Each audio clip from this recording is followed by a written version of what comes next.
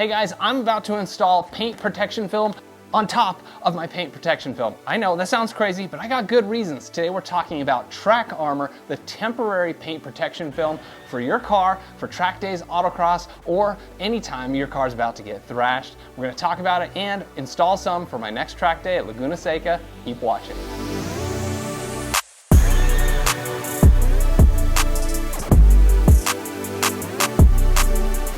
I like to keep my car show ready and track ready, and that's almost impossible to do. So for the last couple years, I've been using this temporary paint protection film from Track Armour. It comes in 3-inch, 6-inch, and 12-inch widths, and it's perfect to protect your car for those situations where you know it's more likely to get in contact with some physical debris.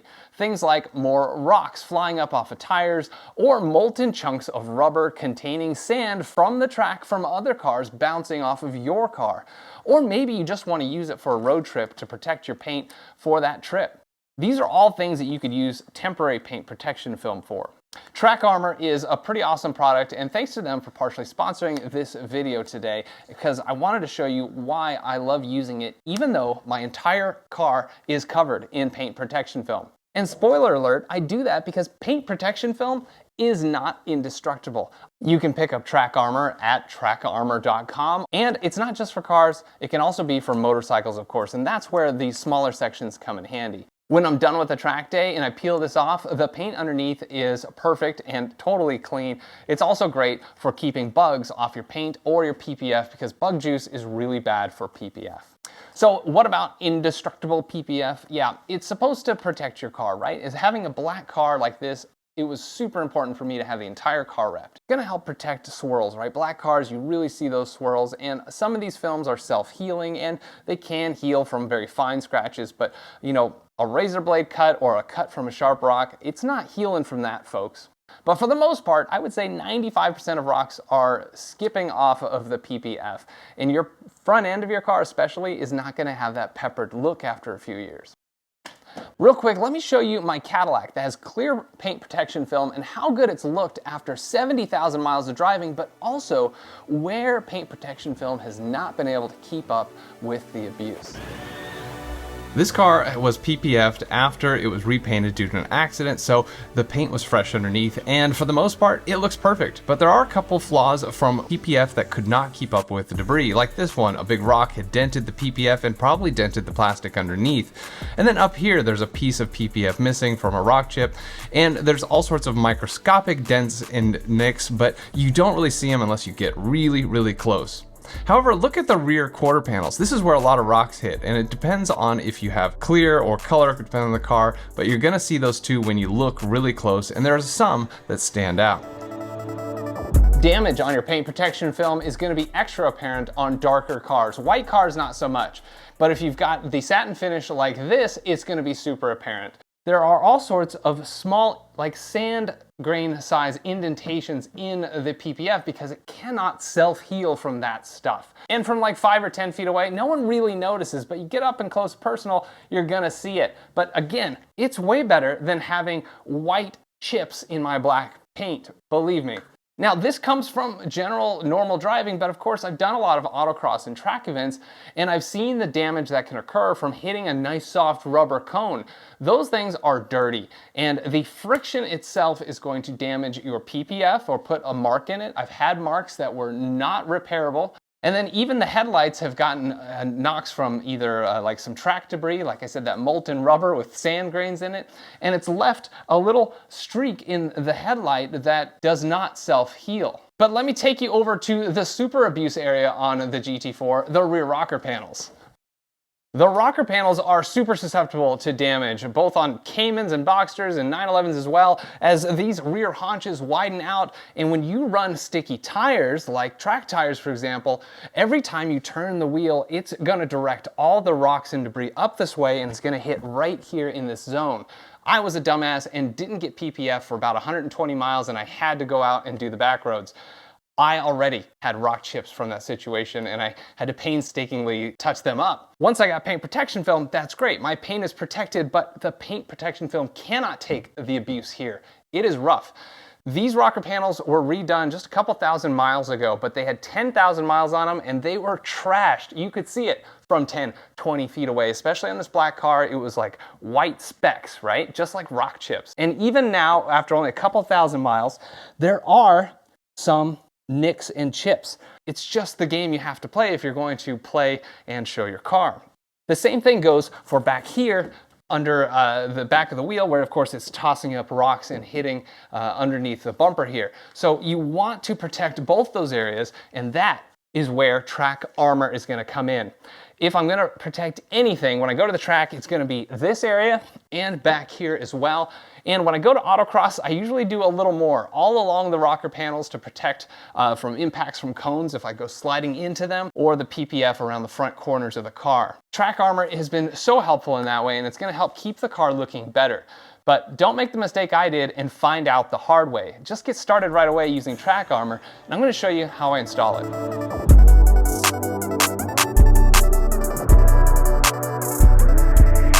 When you get your Track Armour, it's gonna come in a box, and inside the box, you're gonna get a squeegee with one felt edge, as well as just the straight plastic edge, an application guide, and of course, your Track Armour. This one I've already used a bit of, but this is a full brand new roll of the 12-inch size, and this is the 6-inch. What's not included is a razor blade. You're gonna want one of these with a 30-degree angle tip on them. This is gonna give you a little more control, but you know, the normal razor blades are gonna work as well. I'll have a link down below if they're still available on Amazon. I really like these.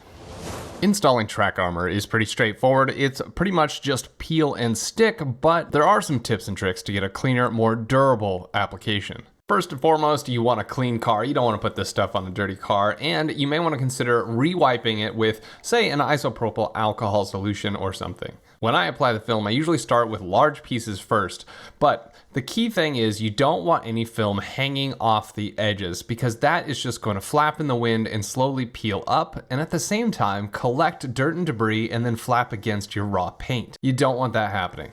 Stick one edge of the film onto your panel and then gently bring it down and use a squeegee to work out any bubbles. But don't worry if you get bubbles in there. This stuff doesn't lay down as easy as, say, vinyl does, because there's no air channels underneath. The most important thing is that once it gets to the edge, you don't have any creases there, because those are a great place for air and water to get up under there and start lifting the film. And in worst case scenario, you can take a smaller piece and seal down the larger piece edges. And any pieces that are hanging off, you want to trim away with a fresh, sharp razor blade, but be careful around your paint, please. While holding the blade like a pencil, use your other fingers to sort of guide your hand so it doesn't slip.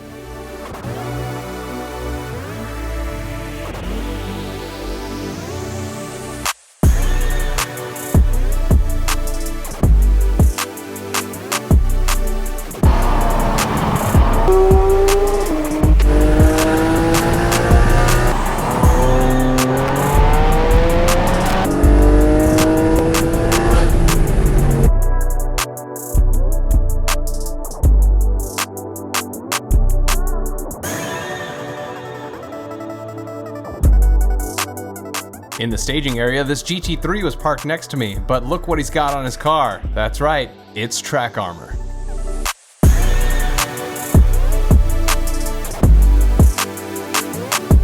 All right, we're back from an awesome day at Laguna Seca, new best lap times, some good driving. The advanced group I was in was pretty consistent, so I spent a lot of time right behind a lot of cars without gaining or losing space, and that also meant a lot of track debris coming up at the car. Now, maybe I should have considered protecting the front of the car, because you can see there's plenty of impacts, especially from the rubber marks from that tire rubber. Remember, that contains like sand and stuff. Not so good for hitting your car. But those impact zones are a great indication of where maybe you want to consider protecting next time. But earlier in the video, we did only the lower rocker panels and behind the wheels. So let's take a closer look and see what kind of damage the film has taken. Oh yeah, right here, check this out. We've got this big chunk right here that tore into this. That would have been bad on my PPF. Here's another one, couple right down here. I think that we saved our PPF from a little bit of marks here, so that's pretty good. So this area usually just takes some minor impacts from sand and stuff. You know, it feels pretty smooth, so not a lot of impacts. Maybe right here, yeah, there's some roughness in this zone. All right, let's peel off the Track Armour and see exactly what kind of abuse it took. You see, it peels off pretty easily. All right, with the film off, you can really see what was going on here. There is a lot of little pitting from sand and such. There's black marks from tire bits hitting, and even a couple big holes where larger objects had hit. That damaged the Track Armour, and it was deep enough to go into your paint, or in this case, my PPF.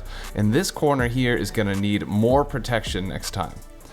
Peeling off more, we see just consistent results. It took a lot of beating that my PPF didn't have to take. So many bits of sand and tire marks. And except for a few spots, overall, when you peel this stuff off, you have a clean, protected surface underneath. If you find it's not getting protected, just double it up. Let's jump over to the other side and see how it fared there real quick. Again, it's easy to peel off, but look at all the impacts that the Track Armour prevented getting to my PPF or on raw paint. Just imagine the tedious touch-up job you'd have to do if you had raw paint and you got all these chips. All right, as you can see, Track Armour is helpful in protecting your PPF and your paint, but in those high impact zones, live and learn and consider doubling up. I know I'm going to next time. This was definitely some of the deepest impacts I had seen in Track Armour. And take a look at the impacts your car gets and consider that the next time you wrap your car. As for those black rubber marks, listen, here's some tips on those. They don't come off easy, so first, take them off as soon as you can, either at the track at the end of the day or as soon as you get home. The longer they sit, the harder it is to remove. You want to use a dedicated rubber remover like R3 rubber remover or Griot's track spray. Those do something that no other product has done, from what I can tell. It works really well. However, you know, when you have raw paint with rubber marks and you use this stuff, even a microfiber and a little elbow grease, you're gonna put micro scratches in the paint. So you want to avoid that in the first place. What can you do? Well, you could have put Track Armour and then you just peel off those rubber marks, right? Or I do suggest at the beginning of your track day, spray down your car with a slick detailer, like I use Bead Maker or any ceramic coating topper to make that surface super slick so the rubber doesn't either leave as quite the mark or it's easier to get off. So if you value these tips for your next track day, autocross, or even backroads rally where there's tons of rocks on the road kicking up in your rocker panels, show me, hit that like button, consider subscribing, and hit the bell to be notified of future Porsche track driving content. Stay fast, stay safe. We'll see you next time.